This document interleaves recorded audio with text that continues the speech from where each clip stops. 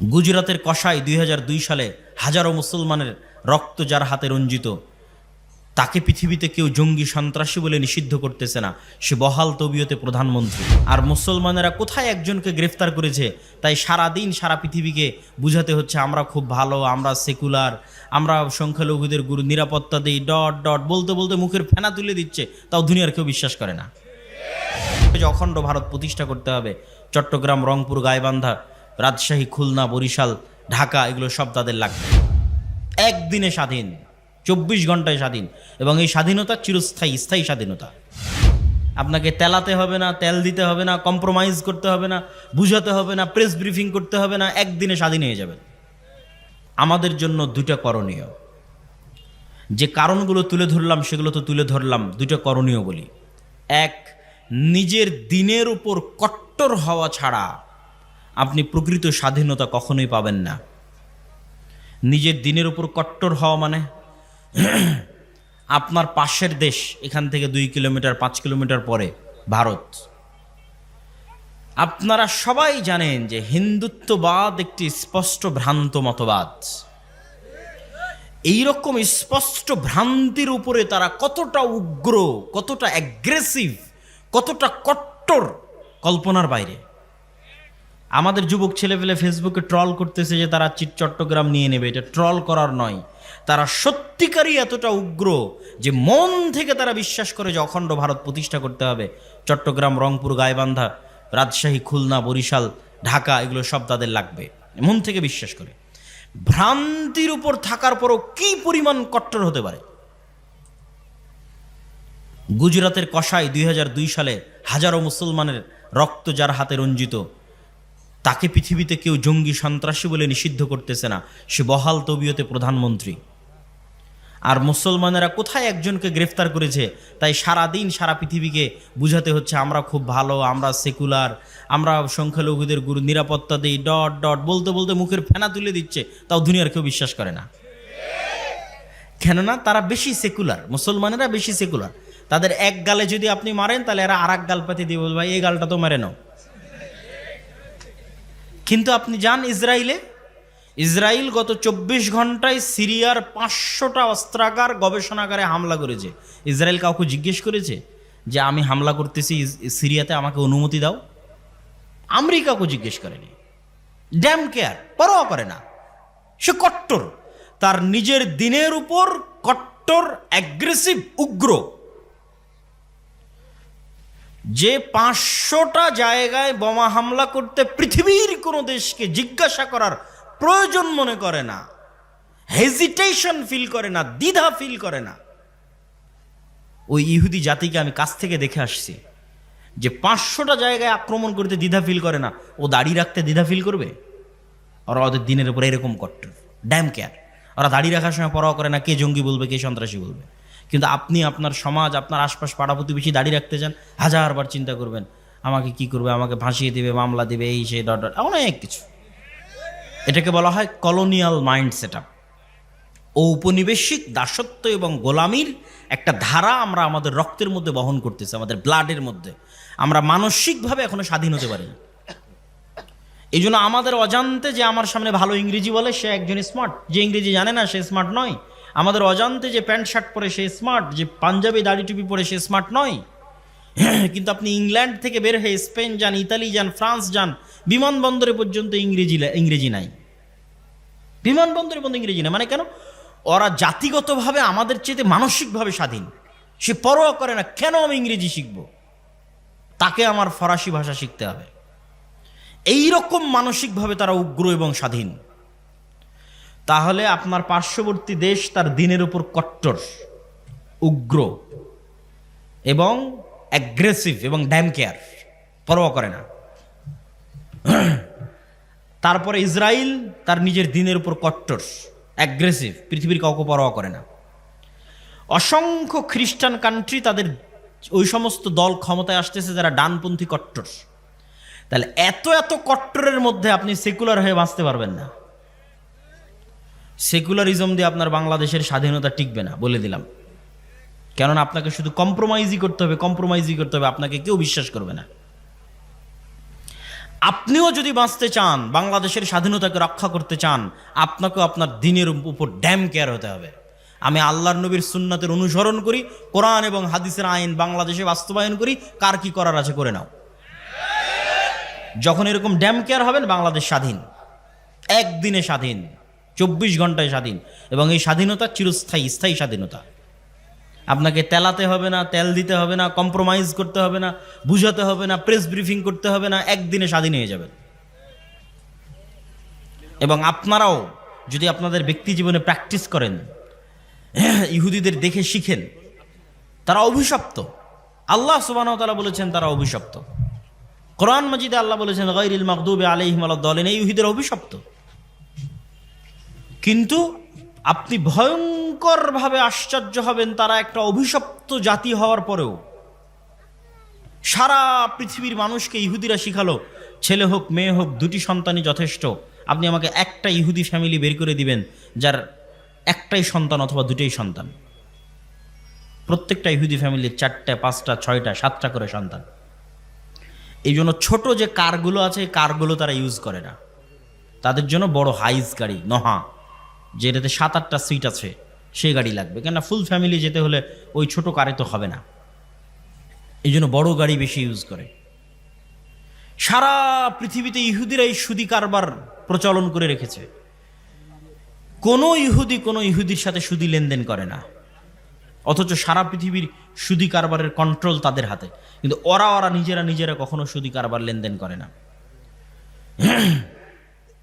সারা পৃথিবীতে LGBTQ সমকামিতার মতো ভয়ঙ্কর অপরাধ গুনাহ শিখানোর জন্য কোটি কোটি টাকা তারা ব্যয় করতেছে, কিন্তু প্রত্যেকটা ইহুদি স্কুলে LGBTQ নিষিদ্ধ। এবং সেটা পরোয়া করে না যে এটা আমি নিষিদ্ধ করে রেখেছি তো কে আমাকে কি বলবে, এটা পরোয়া করে না। সম্মানিত উপস্থিতি, এই জন্য ওদের কাছে অনেক কিছু আপনার শিখার আছে যে নিজের দিনের উপর কি পরিমাণ কট্টর হতে হয়। আপনি বাংলাদেশ থেকে বের হয়ে আর একটা খ্রিস্টানের সাথে ঘুরলে আপনি চুল পরিমাণ ধাক্কা খাবেন না। আপনি দেখবেন যে ওই খ্রিস্টান 6 দিন 5 দিন কাজ করে যা টাকা ইনকাম করছে, গার্লফ্রেন্ডের পিছনে পাবে জুয়ায়, বারে মদে, উইকেন্ডে সাপ্তাহিক ছুটিতে শেষ করে দিচ্ছে। ফলত আপনার কাছে মনে হবে এটাই দুনিয়া। কিন্তু যখন আপনি একটা ইহুদির কাছে যাবেন, ইহুদির সাথে উঠা বসা করবেন, আপনি আশ্চর্য হবেন। আপনার হালালের চাইতে ওর হালাল খাওয়ার রেস্ট্রিকশন বেশি কঠিন। মদ শুকুর খাওয়া তো বহু দূরের কথা, ওর রেস্ট্রিকশনের জ্বালাতে আপনি টিকতে পারবেন না। আপনি বলবেন বাবারে আমরা কত বাছাই করি, তার চাইতে দেখি এরা আরো বেশি বাছাই করে। কি পরিমাণ কট্টর তাদের দিনের উপর। এমন কোনো রেস্টুরেন্ট নাই যে রেস্টুরেন্টে একজন হুজুরকে নিয়োগ দেওয়া নাই, যেই হুজুরের কোনো কাজ নাই। একটাই কাজ, শুধু রান্নাটা হালাল পদ্ধতিতে হচ্ছে কিনা সেটা দেখবে। আপনাদের বালিয়াডাঙ্গি বাজারে যতগুলো রেস্টুরেন্ট আছে, মনে করেন প্রত্যেকটা রেস্টুরেন্ট মালিক একটা করে হুজুরকে চাকরি দিয়ে রেখেছে। হুজুরের কি কাজ? শুধু দেখবে যে রেস্টুরেন্টের রান্না কিভাবে হচ্ছে, হালাল অনুযায়ী হচ্ছে, ব্যাস। প্রত্যেকটা ইহুদি রেস্টুরেন্টে একজন করে রাবাই আছে। ডিমটা ভেঙে দিবে রাবাই, গরু মহিষ মুরগি জবাই করে দিবে রাবাই। পুরো নিয়ম কানুন ইহুদি ধর্ম অনুযায়ী পরিচালিত হচ্ছে কিনা তা দেখবে। কি পরিমাণ কট্টর হতে পারে তাদের দিনের উপর। ওদের 90% জন দাড়ি রাখে, আপনাদের কয়জন দাড়ি রাখে? কেন আপনারা দাড়ি রাখার বিষয়ে হেজিটেশন ফিল করেন, আপনারা দ্বিধায় ভোগেন, আপনার দিনের উপর আপনার কট্টরতা নাই, আপনার বিশ্বাস নাই, কিন্তু সে ড্যাম কেয়ার, সে পরোয়া করে না। আপনার পার্শ্ববর্তী দেশ হিন্দু, সে পরোয়া করে না। তার কপালে সিঁদুর দিবে, হাতে বালা দিবে, আরেকজন মুসলমানকে জোর করে বলাবে যে বল জয় শ্রীরাম, পরোয়া করে না, ড্যাম কেয়ার। কিন্তু আপনি কেন ভীতু কাপুরুষ? কেন আপনি হেজিটেশন ফিল করেন আপনার দিনের উপর? আপনি যতদিন হেজিটেশন ফিল করবেন, গোলাম থাকবেন। কট্টর হন যে আমার দিনের জন্য আমি জীবন দিয়ে দেবো, যা করার করো। একদিনে স্বাধীন, আজীবনের গোলামি থেকে একদিনে স্বাধীন। এটা গেল 1 নাম্বার, যে আমাদেরকে আমাদের দিনের উপর, আমাদের আল্লাহর নবীর সুন্নাতের উপর, আল্লাহ সুবহানাহু ওয়া তাআলার বিধানের উপর উইদাউট এনি কম্প্রোমাইজ কট্টর হতে হবে। কোনো প্রকার ছাড়, মিউ ছাড়া কট্টর হতে হবে। এটা আমার দিন, আমি এটা মানবো, এটা আমি চাই। আপনি স্বাধীন হয়ে যাবেন। তারপরে আমাদের করণীয় কি? তারপরে আমাদের করণীয় হচ্ছে আমাদের যুবক সমাজ, আমাদের ছেলে মেয়েরা, তাদের যুবক সমাজ এবং তাদের ছেলে মেয়েদের চেয়ে পিছিয়ে আছে নেশা, মাদকতা, ডিভাইস আসক্তি, mobile, TikTok, Facebook, reels, video game, free fire, PUBG, মদ, জুয়া, বিড়ি, সিগারেট, গাঞ্জা, এগুলোর মধ্যে আমাদের যুবক এবং ছাত্র সমাজ তাদের চারিত্রিক এবং নৈতিক পদস্খলন ঘটিয়ে ফেলেছে। ফলত তাদের প্রোডাক্টিভিটি নাই। মানুষও একটা মেশিন, এই মেশিনের একটা কাজ আছে, তাকে উৎপাদন করতে হবে। আপনারা যারা গার্মেন্টসে কাজ করেন, সেখানে উৎপাদন হয়, কতটা কাপড় তৈরি হলো গণনা করা হয়। আপনি একটা মেশিন, আপনি কি উৎপাদন করছেন? আমাদের যুবক সমাজ কি উৎপাদন করছে? সে তো শুধু সময় নষ্ট করছে। কিন্তু ওই সমস্ত দেশের যাদেরকে আমরা রোজ সকাল সন্ধ্যা গালি দিচ্ছি, গালি দিয়ে লাভ নাই, তারা তাদের সময়কে নষ্ট করে না, তারা তাদের সময়কে কাজে লাগায়, তারা প্রোডাক্টিভ। আর আল্লাহ সুবহানাহু ওয়া তাআলা পৃথিবীকে যেই সিস্টেমে ডেভেলপ করেছেন, ওই সিস্টেমে যদি একটা হিন্দুও চলে, একটা ইহুদিও চলে, আল্লাহ বাধা দিবেন না, ওই সিস্টেম অনুযায়ী তার কাজ হবে। এই কথাটা মনে হয় বুঝলেন না। আল্লাহ পৃথিবীতে সিস্টেম তৈরি করেছে আগুন জ্বালায়। আগুন কি করে? ছুরি কাটে। তো এখন একজন যদি আর একজনের উপর ছুরি কাটে, তো 99% সময় আল্লাহ সুবহানাহু ওয়া তাআলা দেখবেন না কাকে কাটছে। অন্যায় ছুরিকে আল্লাহ কাটার কাজ দিয়ে, যেভাবে আল্লাহ পৃথিবী ডেভেলপ করেছে, আর একজন কাটছে, কেটে যাবে। ওই অনেক স্বল্প সময় ইতিহাসে এক একটা দেখানোর জন্য ইব্রাহিম আলাইহিস সালাতু ওয়াস সালামকে আগুনে ফেলে দেওয়া হয়েছে, জ্বলেনি। এক একটা দেখানোর জন্য, আল্লাহর ক্ষমতা, মুজিজা দেখানোর জন্য। কিন্তু আসলে আপনি মুমিনকে ফেলেন, মুসলিমকে ফেলেন, তাহাজ্জুদ গুজারকে ফেলেন, আল্লাহ পৃথিবী ডেভেলপ করেছে এইভাবে যে আগুনে ফেললে আগুন জ্বালিয়ে দিবে। কাকে ফেললো এটা দেখার বিষয় নয়, আগুনে ফেললে জ্বলবে। তো আল্লাহ সুবহানাহু ওয়া তাআলা পৃথিবী ডেভেলপ করেছে যে জ্ঞানে, বিজ্ঞানে, প্রযুক্তিতে যত বেশি এগিয়ে যাবে, পৃথিবীতে ক্ষমতা তার থাকবে। তখন জ্ঞানে খ্রিস্টান আগিয়ে গেল কি মুসলমান আগিয়ে গেল, আল্লাহ সুবহানাহু ওয়া তাআলা ওটা দেখবেন না। পরিশ্রম করে জ্ঞানে ইহুদি আগিয়ে গেছে, পৃথিবী ওদের। পরিশ্রম করে জ্ঞানে আমেরিকা এগিয়ে গেছে, পৃথিবী ওদের। মুসলমানের সন্তান পরিশ্রম করে না, মদ জুয়া আড্ডা নিয়ে ব্যস্ত থাকে, তো ওরা গোলাম। তো আল্লাহর সহযোগিতা, তাহলে বলবেন যে আল্লাহ যে আমাদের ভালোবাসে, সহযোগিতাটা কোথায় আসবে? আসবে যখন আপনি ওই মদ জুয়া নেশা ছেড়ে দিয়ে আপনিও প্রোডাক্টিভ হবেন, আর ডাই হার্ট অন্তর থেকে আপনিও চেষ্টা করতেছেন আমিও সাকসেসফুল হতে চাই, আপনিও জ্ঞান বিজ্ঞান প্রযুক্তির জগতে লড়াই করে যাচ্ছেন, যেই সিস্টেমে আল্লাহ পৃথিবী ডেভেলপ করেছে ওই সিস্টেমে আপনিও দৌড়াচ্ছেন, চেষ্টা করতেছেন অন্তর থেকে, তাহলে একজন ইহুদি অথবা ইসরায়েল অথবা আমেরিকার কাছে শতভাগ সক্ষমতা আছে। শতভাগ সক্ষমতা থাকার পর সে হয়তো 90% চেষ্টা করতেছে। আপনার কাছে 50% সক্ষমতা আছে, আপনিও 90% চেষ্টা করতেছেন। আর 50% সক্ষমতা না থাকলেও আল্লাহ আপনাকে বিজয় করে দিবে। আল্লাহ আপনাকে কি করে দিবে? বিজয় করে দিবে। এই জায়গায় তখন আপনি আল্লাহর দয়া এবং রহমত পাবেন। কিন্তু আপনি যদি চেষ্টা না করেন, তার আগ পর্যন্ত দয়া রহমত পাবেন না, তার আগ পর্যন্ত গোলাম থাকবেন। তাহলে আমাদের যুবক সমাজ এবং ছাত্র সমাজ, ইয়াং জেনারেশন, তাদেরকে অবশ্যই তারা যে অন্ধকার জগতে ফেঁসে আছে, তারা যে জ্ঞানের পিছনে ইনভেস্ট করে না। আমি ইংল্যান্ডে 1 বছর ছিলাম, পার্কে যাই, বিশ্ববিদ্যালয়ে যাই, ট্রেনে উঠি, বিমানে উঠি, বাসে উঠি, কাউকে দেখি বই হাতে নিয়ে পড়তেছে। ওদের দেখে আমি নিজেকে লজ্জিত বোধ করতাম যে সে মুমিন নয়, কিন্তু সে পড়তেছে, সে বেপরদা অবস্থায় আছে, কাফেরা, সে পড়তেছে। তাহলে আমি একজন মুমিন হয়ে আমি পড়তেছি না? তখন ওদের দেখা দেখে আমিও যাত্রাপথে পড়া শুরু করেছিলাম এবং অনেক বই আমি তখন ওই ইংল্যান্ডে থাকা অবস্থায় সফরের মধ্যে পড়ে শেষ করেছি। কিন্তু বাংলাদেশে আসার পর এখন পর্যন্ত আর কোথাও দেখলাম না যে একটা মানুষ কোথাও বই হাতে নিয়ে পড়তেছে। তখন আমার মধ্যে থেকে ওই স্বভাবটা হারিয়ে গেছে। তাহলে আমাদের মধ্যে পড়ার এবং জ্ঞান অর্জনের আগ্রহ নাই। আমাদের সাধারণ সেকুলার ছাত্র জনতা তো বহুদূরে থাক, ইসলামপন্থী মানুষজন তাদের সময় নষ্ট করে পারস্পরিক হিংসা বিদ্বেষ, গুতাগুতি, মারামারি, ঠেলাঠেলি, গীবত, পরনিন্দায়। যারা ইসলাম নিয়ে আলোচনা করে তারাও দুইজন যখন একত্রিত হয়, কোরআনের একটা আয়াত নিয়ে আলোচনা কর, কোরআনের হাদিসের একটা, বুখারী শরীফের একটা হাদিস নিয়ে আলোচনা কর, দিনের একটা বিষয় নিয়ে আলোচনা কর না। কোন হুজুর কোন বক্তায় কি বলল, কে কোথায় ফেসবুকে কি কমেন্ট করেছে, কার বিরুদ্ধে কে লাগলো, এক জায়গায় একত্রিত হলে সেগুলো নিয়ে গল্প শুরু হয়ে গেল। সময় নষ্ট, প্রোডাক্টিভিটি নষ্ট।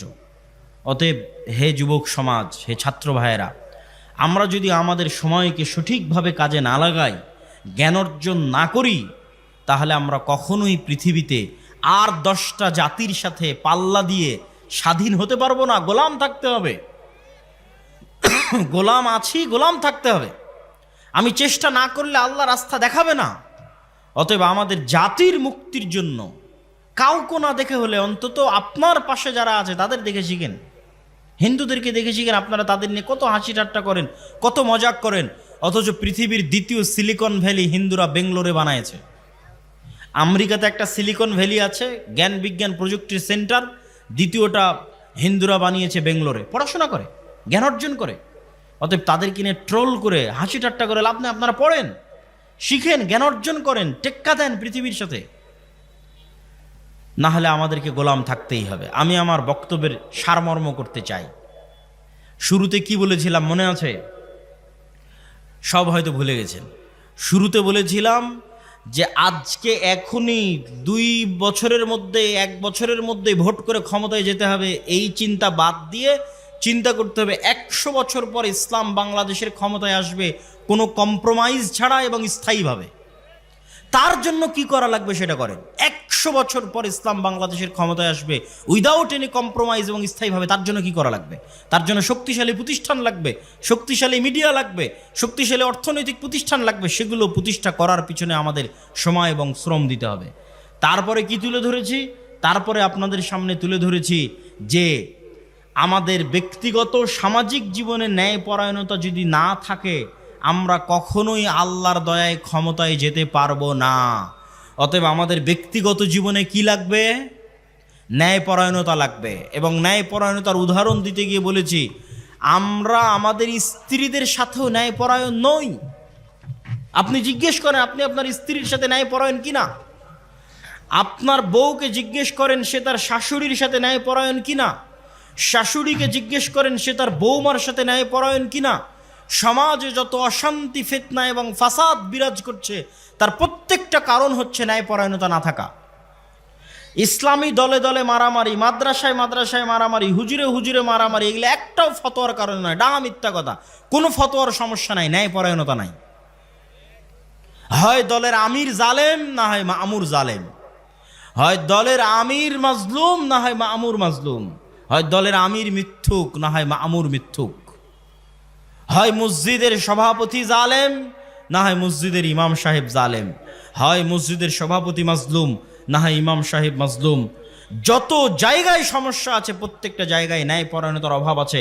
এই জন্য মুসলমানদের প্র্যাকটিস করতে হবে নিজেদের ব্যক্তি, সমাজ এবং পারিবারিক জীবনে ন্যায়পরায়ণতা প্রতিষ্ঠা করার। 3 নাম্বার কি বলেছি? আমাদেরকে আমাদের দিনের উপর কট্টর হতে হবে এবং কলোনিয়াল মাইন্ড সেট আপ, 190 বছর ব্রিটিশদের যে গোলামি করেছি, ওই গোলামি করতে গিয়ে আমাদের রক্তের মধ্যে ঢুকে গেছে যে যার দাড়ি চাছা সে স্মার্ট, আর যার মুখে দাড়ি আছে সে আনস্মার্ট। এই কলোনিয়াল মাইন্ড সেট আপের মুখে লাথি মারতে হবে, স্বাধীন হতে হবে। যেটা আল্লাহর নবী সেটা স্মার্ট, যেটা আল্লাহর নবীর নয় সেটা স্মার্ট নয়। এটা যেদিন শক্তভাবে বিশ্বাস করে নেবেন, উইথ কনফিডেন্ট এবং উইদাউট এনি কম্প্রোমাইজ, শক্ত আত্মবিশ্বাসের সাথে, সেদিন আপনি স্বাধীন হয়ে গেছেন। সেই দিন পৃথিবীর কোনো শক্তি পৃথিবীতে আপনাকে দমিয়ে রাখতে পারবে না। 4 নাম্বার কি বলেছি? 4 নাম্বার বলেছি আমাদের ছাত্র তরুণ জনতা, তারা যে নেশার মধ্যে, অবৈধ সম্পর্কের মধ্যে, এবং আমাদের মা এবং বোনেরা এবং আমাদের ভাইয়েরা, তাদের মধ্যে দিয়াসাহ মানে শুকুরের চর্বি। শুকুর অপবিত্রতা, অপরিচ্ছন্নতা, নোংরামি পছন্দ করে। শুকুর তার নিজের বিষ্ঠা, নিজের মল চেটে খায়, লজ্জা নাই। এই শুকুরের চর্বিকে বলা হয় দিয়াসাহ। রাসূল সাল্লাল্লাহু আলাইহি ওয়াসাল্লাম বলেছেন, লা ইয়াদখুলুল জান্নাতা দায়ুস, দায়ুস জান্নাতে যাবে না, শুকুর জান্নাতে যাবে না, শুকুরের চর্বি জান্নাতে যাবে না। তো শুকুরের চর্বির সাথে জান্নাতে যাওয়ার কি সম্পর্ক? মানে ওই মানুষ জান্নাতে যাবে না যার রক্ত, যার চর্বি শুকুরের রক্ত শুকুরের চর্বির মতো হয়ে গেছে। কার রক্ত কার চর্বি শুকুরের রক্ত শুকুরের চর্বির মতো হয়ে গেছে? যার পরিবারের মধ্যে বেহায়াই আছে, নির্লজ্জতা আছে, কিন্তু তার অন্তরে কষ্টবোধ নাই, তার অন্তরে দুঃখবোধ নাই, লজ্জাবোধ নাই, সে দায়ুস, সে জান্নাতে যাবে না। আপনি দায়ুস হলে সমস্যা কি? আমি যদি দায়ুস হই তাহলে সবচেয়ে বড় সমস্যা হচ্ছে বাবা দায়ুস বা ভাই দায়ুস, তার মেয়ে অথবা তার বোন বেপরদা অবস্থায় চলাফেরা করে, অথবা তার স্বামী দায়ুস, স্ত্রী বেপরদা অবস্থায় চলাফেরা করে, তার অন্তরে কোনো ব্যথা নাই, মানে তার রক্ত শুকুরের রক্ত হয়ে গেছে। এই মানুষ আর ওই বেপরদা যে স্ত্রী, এই দুইজনের ঘরে কখনোই সাহসী পুরুষের জন্ম হবে না। খালিদ বিন ওয়ালিদ, ওমর ইবনুল খাত্তাব, সুলতান মোহাম্মদ ফাতেহের মতো বীর সেনানীর জন্ম হবে না। কি জন্ম হবে? দায়ুস বাবার ঘরে এবং দায়ুস মায়ের ঘরে মেয়েলি পুরুষ সন্তানের জন্ম হবে। বুঝেননি মনে হয়? হিজড়া পুরুষ সন্তানের জন্ম হবে, যার মধ্যে পৌরুষত্ব নাই। পৌরুষত্ব মানে শুধু পুরুষ হওয়া নয়, পৌরুষত্ব মানে সেই সাহসিকতা, সে আত্মমর্যাদা, সে আত্মসম্মান, সেই ব্যক্তিত্ব, সেই পার্সোনালিটি। ওই রকম সন্তান জন্ম হবে না যে পৃথিবীকে নেতৃত্ব দিবে। এই জন্য পাশ্চাত্যরা চায় যেন আপনাদের মাদের গর্ভ থেকে নেতা জন্ম না হয়, বরং কি জন্ম হয়? ওই রকম LGBTQ সমকামী মেয়েলি সন্তানের জন্ম হয়। এটা হবে যদি আপনি দায়ুস হন এবং আপনার স্ত্রী দায়ুস হয়। আপনার মধ্যে পৌরুষত্ব নাই, মানে সাহসিকতা নাই, ব্যক্তিত্ব নাই, পার্সোনালিটি নাই। আর এই ব্যক্তিত্ব পার্সোনালিটিকে অসংখ্য জিনিস ধ্বংস করে, শুধু বেপর্দা ধ্বংস করে না, আরও অনেক কিছু ধ্বংস করে। বেপর্দা যেমন আমাদের ইনার অভ্যন্তরীণ পার্সোনালিটি ব্যক্তিত্বকে ধ্বংস করে, ঠিক তেমনি লোন, ধার, কর্য পার্সোনালিটিকে ধ্বংস করে। ইসলামে অর্থনৈতিক মূল্যবোধের 1 নাম্বার পয়েন্ট হচ্ছে আল কানাআহ, অল্পে সন্তুষ্ট থাকা। আমি সুদ ভিত্তিক লোনের কথা বলতেছি না, গোটা হাদিস শাস্ত্র এবং গোটা কোরআন শাস্ত্র খুঁজে আপনি আমাকে দেখাবেন যে আপনার বাড়ি মাটির আছে, মাটির থেকে টিনের করার জন্য আপনি কর্জে হাসানা নিবেন, এর দলিল কোরআন এবং হাদিসে আছে। সুদ ভিত্তিক লোনের কথা বলছি না, কর্জে হাসানা। আপনার বাড়ি টিনের আছে, আপনি সেটা পাকা করবেন, তার জন্য সুদে লোন না নিয়ে কর্জে হাসানা সুদমুক্ত লোন নেবেন, এর দলিল কোরআন এবং হাদিসে আছে। আপনার বাড়িতে এসি নাই, এসি কিনবেন, ফ্রিজ নাই, ফ্রিজ কিনবেন, মোটর সাইকেল নাই, মোটর সাইকেল কিনবেন, তার জন্য সুদভিত্তিক লোন বহু পরের কথা। আপনি কর্জে হাসানা সুদ ছাড়াই ভাই বোন আত্মীয় স্বজনদের কাছে লোন নেবেন, এর কোনো দলিল আপনি কোরআন এবং হাদিস থেকে আমাকে দেখাতে পারবেন না। তাহলে কর্জে হাসানা কখন নেবেন? সুদভিত্তিক লোন বহু পরের কথা। কর্জে হাসানা কখন নেবেন? যখন মরে যাচ্ছেন, অপারেশন থিয়েটারে আছেন, টাকা নাই, অপারেশন না হলে, টাকা না ব্যবস্থা করতে পারলে ছেলে মারা যাবে, তখন কর্জে হাসানা চাইতে পারবেন। আমি যদি বুঝাতে না পারি তাহলে এটা আমার ব্যর্থতা। কেন? আপনি সুদ ভিত্তিক লোন বহু পরে, আপনি আরেকজনের কাছে আজ চাইতে গেলেন, ভাই আমাকে 5,000 টাকা ধার দাও, আমি মাটির বাড়ি ভেঙে টিনের বাড়ি করতেছি, 5,000 টাকা আপনাকে ধার দিল। পরের দিন আপনি সেই টাকা পরিশোধ করতে পারলেন না, আপনার অন্তরে খারাপ লাগতেছে, পরিশোধ করতে পারতেছেন না। তারপরের দিন মিথ্যার আশ্রয় নেবেন না? মিথ্যার আশ্রয় নেবেন না? মিথ্যার আশ্রয় নেবেন।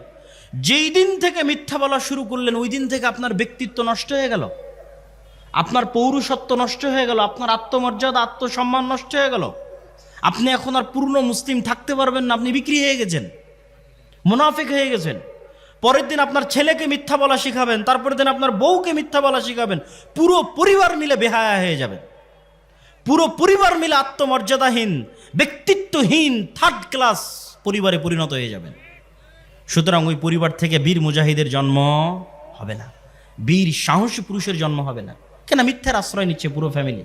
এই জন্য আল্লাহ নবী বলেছে, খবরদার তোমরা ধার কর্জ লোনের ধারে কাছে যেও না। সুদ ভিত্তিক তো বহু পরে, আমি কর্জে হাসানার কথা বলতেছি, এখন যেই কথাগুলো বলতেছি এগুলো কর্জে হাসানা, সুদ ছাড়া। সুদ সহ নেওয়া আরো পরে, সুদ ছাড়াই আপনি কর্জ নেবেন কখন? যখন মরে যাচ্ছেন তখন, তাছাড়া নয়। তাহলে কি থাকবে? আপনার আত্মমর্যাদা, মাথা উঁচু থাকবে, আত্মসম্মান উঁচু থাকবে, আপনার সন্তান আত্মমর্যাদা সম্পূর্ণ হবে, ব্যক্তিত্ব সম্পূর্ণ হবে, সাহসী হবে, কোনোদিন কোথাও মাথা নিচু করবে না, অন্যায়ের বিরুদ্ধে রুখে দাঁড়াবে, বীর সেনানী হবে, বীর সেনাপতি হবে, নেতা হবে, পৃথিবীকে নেতৃত্ব দিবে। তিনটা বড় বড় অংশ একটা রাষ্ট্রের চলতেছে ইসলাম অনুযায়ী। মিডিয়া, সংস্কৃতি, বিনোদন, এগুলো চলতেছে ইসলাম অনুযায়ী।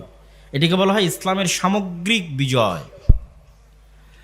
তো অবশ্যই ইসলামের যে সৌন্দর্য আছে, এই সৌন্দর্য ততক্ষণ পর্যন্ত পরিপূর্ণরূপে ফুটে ওঠে না যতক্ষণ না ইসলাম সামগ্রিকভাবে পৃথিবীতে প্রতিষ্ঠিত না হয়। ইসলাম সামগ্রিকভাবে কোনো একটা দেশে, কোনো একটা পৃথিবীতে প্রতিষ্ঠিত হলেই ইসলামের সৌন্দর্যগুলো সেখানে ফুটে উঠবে। তো ইসলামের এই সামগ্রিক বিজয় কিভাবে সম্ভব?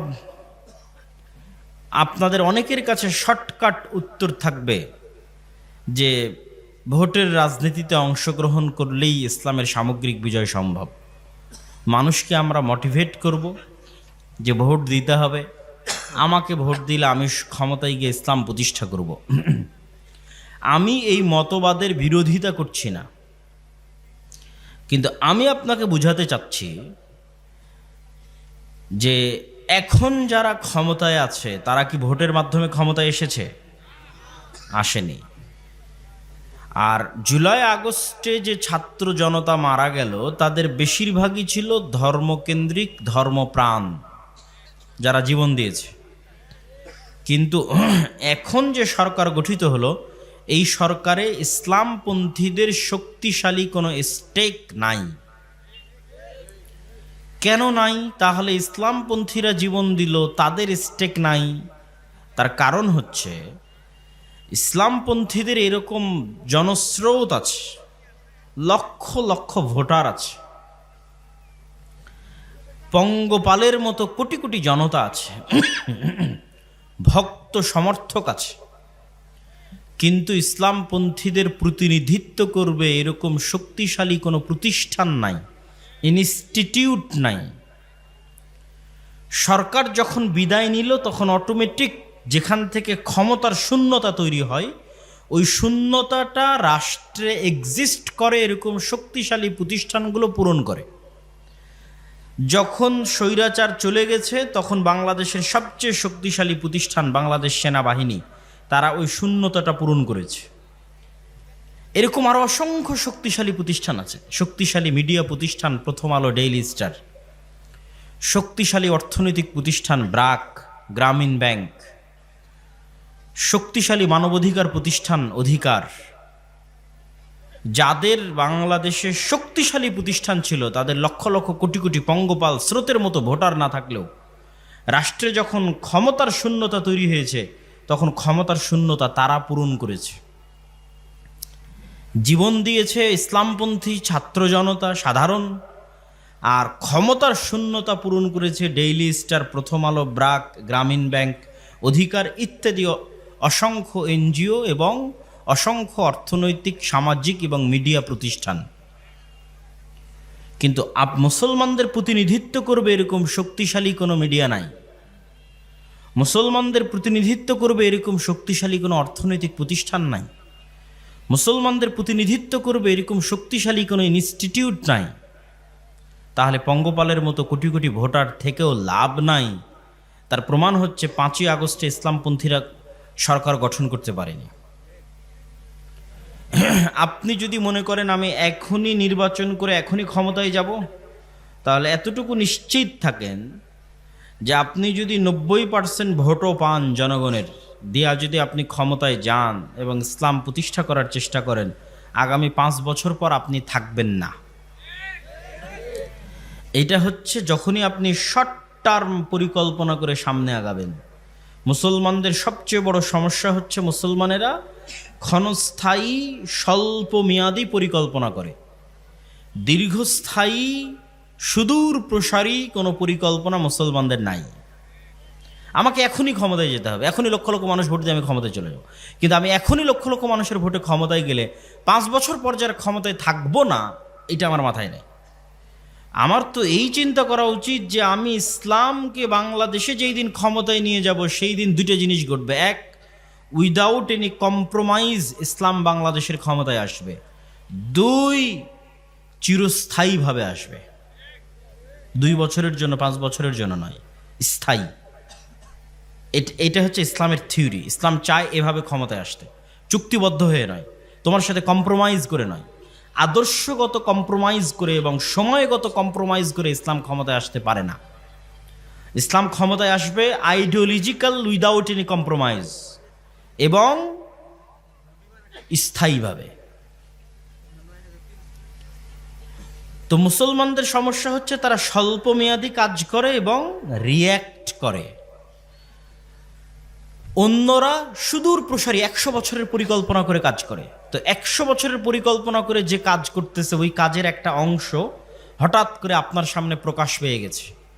হঠাৎ করে যখন আপনার সামনে প্রকাশ পেয়ে গেছে, তখন আপনারা এরকম লক্ষ জনতা লিল্লাহি তাকবীর আল্লাহু আকবার বলে রাস্তায় নেমে গেলেন। এটাকে বলে রিয়্যাক্ট করা। আপনি সুদূর প্রসারী কোনো পরিকল্পনা তো করতে পারেন না, ওরা সুদূর প্রসারী পরিকল্পনা করছে। ওদের পরিকল্পনার কোনো অংশ যখন প্রকাশ পেয়ে যাচ্ছে আর আপনার কাছে মনে হচ্ছে এটা ইসলাম বিরোধী, তখন আপনি শুধু প্রতিক্রিয়া দেখালেন, রিয়্যাক্ট করলেন, মিছিল, মিটিং, বক্তব্য, লিল্লাহি তাকবীর আল্লাহু আকবার দিয়ে ওই পর্যন্তই শেষ। আপনি যে আবার পাল্টা কোনো সুদূর প্রসারী পরিকল্পনা করবেন, এটা নাই।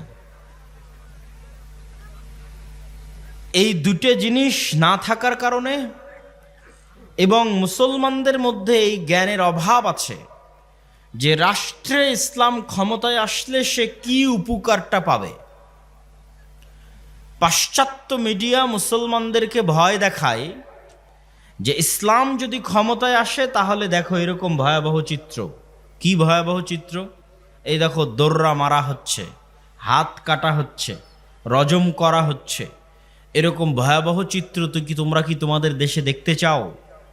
তখন মানুষ ভীত সন্ত্রস্ত হয়ে যায়।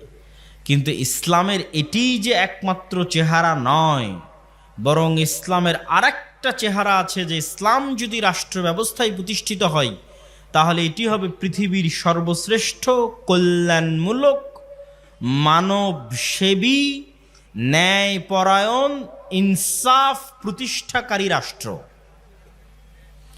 এই জিনিসগুলো প্রত্যেকটার অসংখ্য ব্যাখ্যা আছে। ন্যায়পরায়ণ, ইনসাফ প্রতিষ্ঠাকারী মানে কি? ন্যায়পরায়ণতা কি? ইনসাফ কি? মুসলমানেরা তো এই ছোট্ট জিনিসটাই জানে না যে ন্যায়পরায়ণতা কি। তাহলে সে কেমনে বুঝবে যে একটা ন্যায়পরায়ণ রাষ্ট্র কেমন হয়? এটা সে কল্পনা, আপনার কল্পনার দৃষ্টিতে আপনারা দেখতে পারেন না যে ন্যায়পরায়ণ ভিত্তিক রাষ্ট্র কিরকম হতে পারে। কেন? মুসলমানদের ব্যক্তি জীবনে ন্যায়পরায়ণতা নাই। মুসলমানেরা ইসলামের বাহ্যিক যে রিচুয়ালস, বাহ্যিক যে আমল আখলাক, আনুষ্ঠানিকতা, সেটিকে ইসলাম মনে করে আমার মুখে দাড়ি আছে আমি মুসলিম, আমার মাথায় টুপি আছে আমি মুসলিম, আমি দান করলাম দানবীর আমি মুসলিম, আমি হজ করে আসলাম আমি হাজি, আমি তাহাজ্জুদের সালাত আদায় করি আমি নামাজি। কিন্তু সে তাহাজ্জুদের সালাত আদায় করার পরেও, নামাজি, হাজি, দানবীর হওয়ার পরেও সে যে মুনাফিক, এটা কিন্তু সে কোনোদিন বুঝতে পারেনি। কিভাবে মুনাফিক? রাসূলুল্লাহ সাল্লাল্লাহু আলাইহি ওয়াসাল্লাম বলেন, আরবাউন মান কুন্না ফি, 4টা বৈশিষ্ট্য যার মধ্যে থাকবে সে মুনাফিকান খালিসা, নিষ্কলুষ, নির্ভেজাল, খাঁটি মুনাফিক। 1, ইদা হাদ্দাসা কাযাবা, যখন কথা বলে মিথ্যা বলে। ওয়াইদা ওয়াদা আখলাফা, যখন ওয়াদা করে ভঙ্গ করে। ওয়াইদা তুমিনা খানা, যখন আমানত রাখা হয় আমানতের খেয়ানত করে। স্কুলের প্রিন্সিপাল, এই দায়িত্ব আমানত। মাদ্রাসার মুহতামিম, এই দায়িত্ব আমানত। ইউনিয়নের চেয়ারম্যান, এই দায়িত্ব আমানত। এমপি, মন্ত্রী, minister, OC, AC land, sub registrar, সচিব, প্রধানমন্ত্রী, প্রধান উপদেষ্টা, এই প্রত্যেকটা পদ হচ্ছে আমানত। কিন্তু আপনি বলেন গত 16 বছরে এমনও দুর্নীতিবাজ ছিল যে তাহাজ্জুদ গুজার, কথা বলেন না যে? এমনও দানবীর ছিল যে প্রশ্ন ফাঁস করে সেই টাকা আল্লাহর রাস্তায় দান করেছে। তাহলে সে কি বুঝেছে ইসলামকে? সে ইসলামকে বুঝেছে এটা বাহ্যিক আচার আনুষ্ঠানিকতার একটা দিন। আমি বাহ্যিকভাবে সালাত আদায় করব, হজ করব, উমরা করব, অতএব আমি মুসলিম। কিন্তু আল্লাহর নবী তো বলে গেছে সে মুনাফিক। কেননা তাকে যে প্রশ্ন রক্ষা করার দায়িত্ব দেওয়া হয়েছিল, ওই দায়িত্বের সাথে সে কি করেছে? খেয়ানত করেছে। তাহলে আল্লাহর নবীর কথা অনুযায়ী সে নিষ্কলুষ, নির্ভেজাল, খাঁটি মুনাফিক। তাহলে মুসলমানদের ব্যক্তি জীবনে ন্যায়পরায়ণতা নাই, তাহলে সে কেমনে কল্পনা করবে একটা ন্যায়পরায়ণতা ভিত্তিক শাসন ব্যবস্থা? আমাদের ব্যক্তি জীবনে ন্যায়পরায়ণতা নাই, রন্ধ্রে রন্ধ্রে আমাদের সমাজ এবং রাষ্ট্র ব্যবস্থার প্রত্যেকটা সেক্টরে দুর্নীতি তথা মুনাফিকি তথা আমানতের খেয়ানতে পরিপূর্ণ। কিন্তু গত 16 বছর এরকম প্রত্যেকটা জালসা, ইসলামী সম্মেলন, অনুষ্ঠানের প্রধান অতিথি, বিশেষ অতিথি এমন কোনো OC, AC land, sub registrar, MP, মন্ত্রী ছিল না যারা না দানবীর ছিল, না হাজি ছিল, না উমরাকারী ছিল, না সালাত আদায়কারী ছিল। এরকম কোনো না কোনো বৈশিষ্ট্য, না হয় মসজিদ কমিটির সভাপতি, না হয় মাদ্রাসা কমিটির সভাপতি, সেক্রেটারি, না হয় জালসার প্রধান অতিথি, না হয় সভাপতি। মানে এমন কোনো ইসলামী কাজ ছিল না যে ইসলামী কাজে সম্পৃক্ত তারা ছিল না, কিন্তু প্রত্যেকেই তারা নিজ নিজ দায়িত্বে আমানতের সাথে খেয়ানত করেছে, মানে তারা মুনাফিক। ঠিক আমি শুধু তাদেরকে গালি দিচ্ছি তা নয়, আপনারা এবং আমরা আমাদের ব্যক্তিগত জীবনে পরীক্ষা করতে পারি যে আপনার বাবা অথবা আপনি অথবা আপনার দাদা, আপনার বাবা তার বোনকে তথা আপনার বাবা আপনার ফুফুকে অথবা আপনি আপনার বোনকে বাবার সম্পত্তিতে ওই জায়গাটা দিয়েছেন যেই জায়গাটা কম দামি, পানিতে ডুবে থাকে, অথবা দেননি। কিন্তু আপনি তাহাজ্জুদ গুজার, আপনি হাজি, আপনি দাড়িওয়ালা, আপনি মাথায় টুপি, মাদ্রাসা মসজিদের কমিটির সভাপতি, সেক্রেটারি, মসজিদে প্রথম কাতারে, কিন্তু আপনি তো মুনাফিক। কেননা আপনি ন্যায়ের সাথে আপনার বোনের মুআমালাটা সমাধান করেননি, আপনার মধ্যে ন্যায় পরায়ণতা নেই, আপনি মুনাফিক। তো আমরা আমাদের ব্যক্তি জীবনেও, আমাদের রাষ্ট্রীয় এবং সামাজিক জীবনের কোনো স্তরে ন্যায়পরায়ণ নই, তাহলে আমি কেমনে বুঝবো যে ইসলামী রাষ্ট্র ব্যবস্থা কেমন হতে পারে? ইসলামী রাষ্ট্র ব্যবস্থা কতটা ন্যায় ভিত্তিক, কতটা সুষম, কতটা ইনসাফ ভিত্তিক হতে পারে? এটা এই ধরনের গণতান্ত্রিক সেকুলারিজম আর লিবারালিজমের বাংলাদেশে আপনি চোখেও দেখতে পাবেন না। ওইটা একমাত্র ইসলামই দিতে পারবে। কিন্তু ওই ইসলাম যদি ক্ষমতায় আনতে হয়, তাহলে যেমন আপনাদের এরকম শক্তিশালী প্রতিষ্ঠান লাগবে, ঠিক আমাদের ব্যক্তি জীবনের সততা এবং ন্যায়পরায়ণতা লাগবে। কেননা আপনার মাধ্যমেই তো ইসলাম ক্ষমতায় আসবে। তা আল্লাহ সুবহানাহু ওয়া তাআলা নিজে ন্যায়পরায়ণ, সারা পৃথিবীর সকল ক্ষমতার একচ্ছত্র মালিক তিনি তার দয়ায় আপনাকে ক্ষমতা দিবেন। আর আপনার মধ্যে ন্যায়পরায়ণতা নাই, তাহলে আল্লাহ কেমনে দিবে? কেন আল্লাহ তো ন্যায়ের সাথে পৃথিবী পরিচালনা করে, আল্লাহ তার ক্ষমতা ন্যায়ের সাথে পৃথিবীতে প্রতিষ্ঠিত করে। তাহলে আল্লাহ তাকে কখনোই ক্ষমতা দিতে পারে না যার নিজের মধ্যে ন্যায়পরায়ণতা নাই। আপনি জোর করে ক্ষমতা দখল করে নেবেন সেটা ভিন্ন কথা, আল্লাহ আবার জোর করে ছিনিয়েও নিবে, যেমনটা আল্লাহ ছিনিয়ে নিয়েছে। দেখছেন সিরিয়াতে আল্লাহ সুবহানাহু ওয়া তাআলা ছিনিয়ে নিল 11 দিনে, আপনাদের এখানে নিয়েছে 36 দিনে, সিরিয়াতে নিয়ে নিয়েছে 11 দিনে, আপনাদের চেয়ে তো কম সময়ের মধ্যে। সুতরাং কুলিল্লাহুম্মা মালিকাল মুলকি তুতিল মুলকা মান তাশা, একচ্ছত্র ক্ষমতার মালিকানা কার হাতে? আল্লাহর হাতে। তো আল্লাহ যদি মনে করে তার দয়ায় আল্লাহ তার বাছাইকৃত বান্দাদেরকে ক্ষমতা দিবে, তাহলে অবশ্যই আল্লাহর সেই বাছাইকৃত বান্দাদেরকে আল্লাহর দয়া পাওয়ার উপযুক্ত হতে হবে। আর সেই দয়া পাওয়ার উপযুক্ত হওয়ার 1 নম্বর শর্ত, তাদের ব্যক্তিগত, পারিবারিক, সামাজিক জীবনে ন্যায়পরায়ণতা থাকতে হবে। তাহলে সে নেতা হতে পারবে। ন্যায়পরায়ণ এবং সত্যবাদী হওয়া ছাড়া you can't be a leader. আপনি আল্লাহর দৃষ্টিতে নেতা হতে পারবেন না। আমাদের নবী মুহাম্মদ সাল্লাল্লাহু আলাইহি ওয়াসাল্লাম যদি সত্যবাদী না হতেন, ন্যায়পরায়ণ না হতেন, আবু সুফিয়ান কখনোই আল্লাহর নবীর হাতে ইসলাম গ্রহণ করতো না। 2 নম্বর মানুষের কাছে, দুর্নীতিবাজ মানুষের কাছে, মিথ্যুক মানুষের কাছে কেন আমি ইসলাম গ্রহণ করব? আবু সুফিয়ানও জানে যে মুহাম্মদ সাল্লাল্লাহু আলাইহি ওয়াসাল্লাম একজন সচ্চা, ন্যায়পরায়ণ, একনিষ্ঠ, আমানতদার মানুষ। সে তার দাবিতে সত্যবাদী, এটা আবু সুফিয়ানও জানে। সুতরাং আল্লাহর নবীর মতো ফ্রেশ হৃদয় ছাড়া, মানে সাফ অন্তর, যে অন্তরে কলুষতা নাই, অন্যের প্রতি অন্যায় নাই, মিথ্যা নাই, এরকম সাফ হৃদয় নিয়ে যখন আপনি সালাতে দাঁড়াবেন, হজ করবেন, দান করবেন, ইসলাম প্রতিষ্ঠার জন্য চেষ্টা করবেন, তখন আল্লাহর দয়ায় কিভাবে আল্লাহ আপনাকে ক্ষমতা দিয়ে দিবে আপনি বুঝতেও পারবেন না। আজকে আফগানিস্তানে যারা ক্ষমতায় এসেছে, তাদের ক্ষমতায় আসার সবচেয়ে বড় সিক্রেট হচ্ছে ন্যায়পরায়ণতা। ক্ষমতায় আসার পরের দিনে আমিরুল মুমিনিন বলে দিয়েছে, যতজন যত জায়গায় দায়িত্বশীল আছে তাদের কারো সন্তান সরকারি চাকরি করতে পারবে না। কি ভয়ঙ্কর ন্যায়পরায়ণতা! যে যতজন যত জায়গায় পদাধিকার বলে দায়িত্বশীল আছে, তাদের কারো সন্তান কি করতে পারবে না? সরকারি চাকরি করতে পারবে না। এর নাম ন্যায়পরায়ণতা।